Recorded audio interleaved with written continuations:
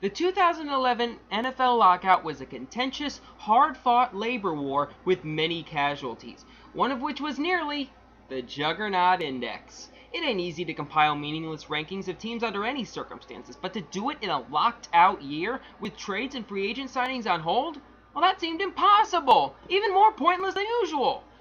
Fortunately, the lockout ended. A transaction binge followed, and now we have just enough time to rank all 32 NFL teams for fantasy purposes. Unfortunately, we cannot meander at our typical pace, nor examine teams in the typical unnecessary depth, because we are on a much tighter schedule.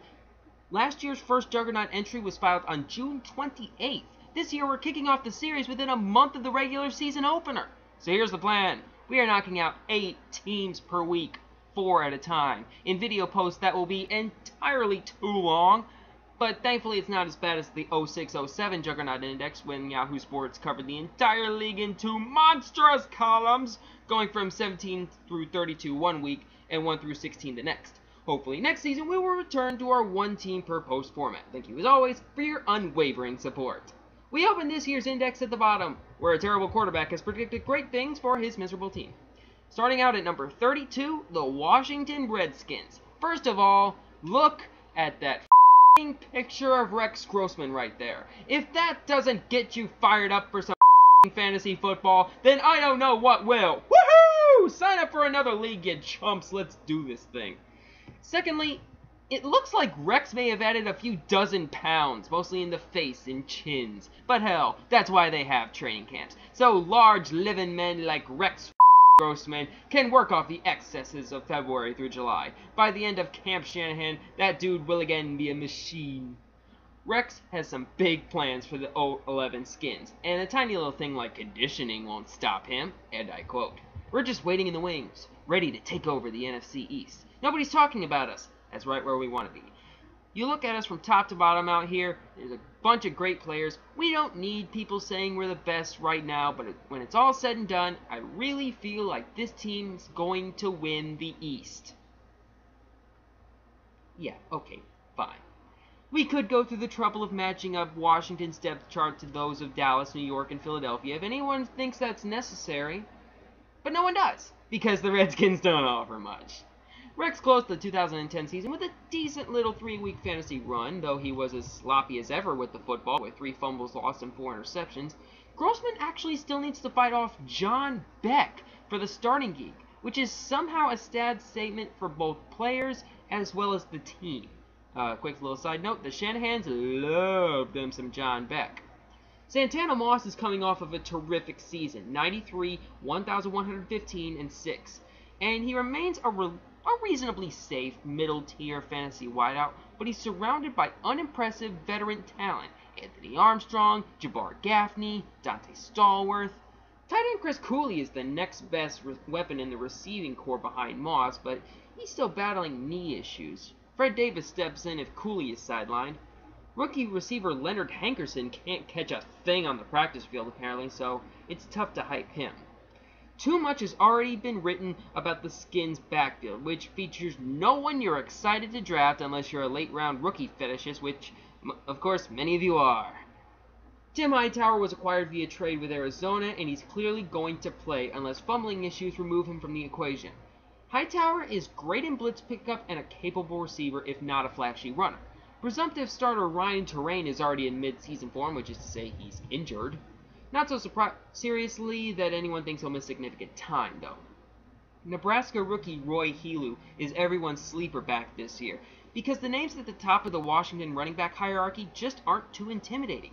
Every scouting report refers to Helu as a classic one-cut-and-go runner, seemingly an ideal fit for this system. He killed it in the agility drills at the NFL Combine, too. Just remember that Helu was a committee back in college.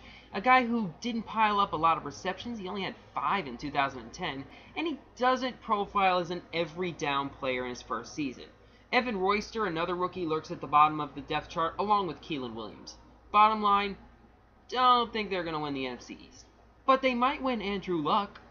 It's tough to get excited about anyone here. If you're involved in an 8 or 10 team draft, there's a decent chance Moss will be the only Washington skilled player selected. Next at number 31 is the Cincinnati Bengals. The Bengals have made the curious decision to do nothing at all with Carson Palmer this season. They're not playing him because, well, he refuses, and they're not dealing him. They simply say he's retired, and Carson doesn't argue. It's not like there wasn't a trade market.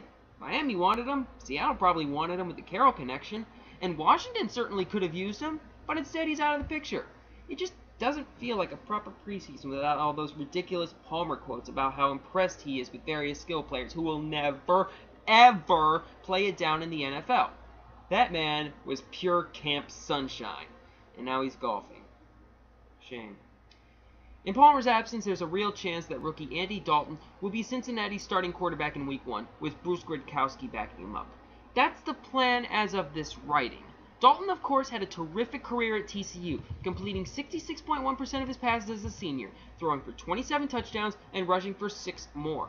The scouting reports all seem to love his intangibles, but they aren't so crazy about his tangibles.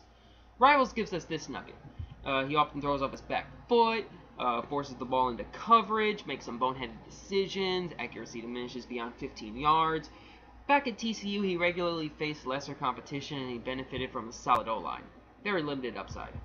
Which doesn't exactly leave me excited to draft any Bengals receivers. If Palmer were at the controls of the new Cincy offense, you'd get a much larger dose of A.J. Green hype in fantasy circles. 6'5", great hands, league ready. But alas, the rookie is tied to Dalton and Gradkowski. The quarterback situation obviously hurts Jordan Shipley and Jerome Simpson too. By the end of last season, many of us were eager to draft Jerome, myself included. The dude was unstoppable in weeks 16 through 17, hauling in 18 passes for 247 yards and 3 touchdowns.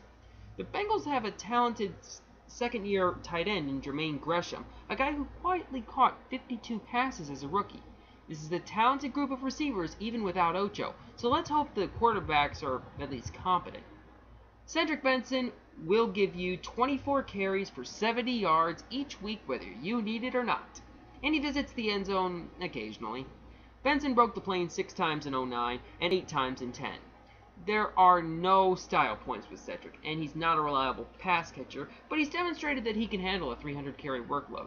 The high volume of touches is critical, because the per-carry numbers aren't too impressive, 3.7 yards per carry for his career, and 3.5 last year. He could face possible league discipline for his off-season assault arrest, so that's a concern. Bernard Scott poses no threat to Cedric, nor is he a particularly interesting handcuff. Not in this offense. Now for the number 30 team, the Cleveland Browns. This should be a fairly simple team to read because, well, Peyton Hillis did all the heavy lifting last season. Cleveland's offense reached the end zone 26 times, and Hillis accounted for half of the scores, 11 rushing, 2 receiving. He ran for 1,177 yards on 270 carries. No other Browns running back topped 100 yards. Hillis also finished second on the team in receptions and third in receiving yards. Without him, this awful team would have been much, much worse. His season was heroic. Hillis was one of the best fantasy waiver grabs of the year, no doubt. But as everyone knows, you get no credit for last season's stats when drafting this year's fantasy roster. We need to look ahead always. Mr. Evans and Mr. Funston have very different expectations for Hillis in 2011, which I've posted in the first and second link down below if I've done my job right. No need to repeat Funston's or Evans' argument in full, but heck, maybe we're just punishing Hillis for his brutal late-season fade, where he had 0 touchdowns after week 12, and an injury-related slowdown that doomed 2 of my 3 teams. The Browns have added Brandon Jackson to the mix, and he figures to get plenty of third down work. If Montario Hardesty ever uninjures himself, he's in ACL rehab right now, then he'll have a role as well. It's much too early in the preseason to write him off, but Hillis was basically zombified at the end of last season. He'll need help in 2011. Colt McCoy returns at quarterback under the tutelage of Pat Shurmur, Cleveland's new head coach and offensive coordinator. Shurmur spent the last 2 years as the offensive coordinator in St. Louis, where his Rams threw the ball a lot, but not productively.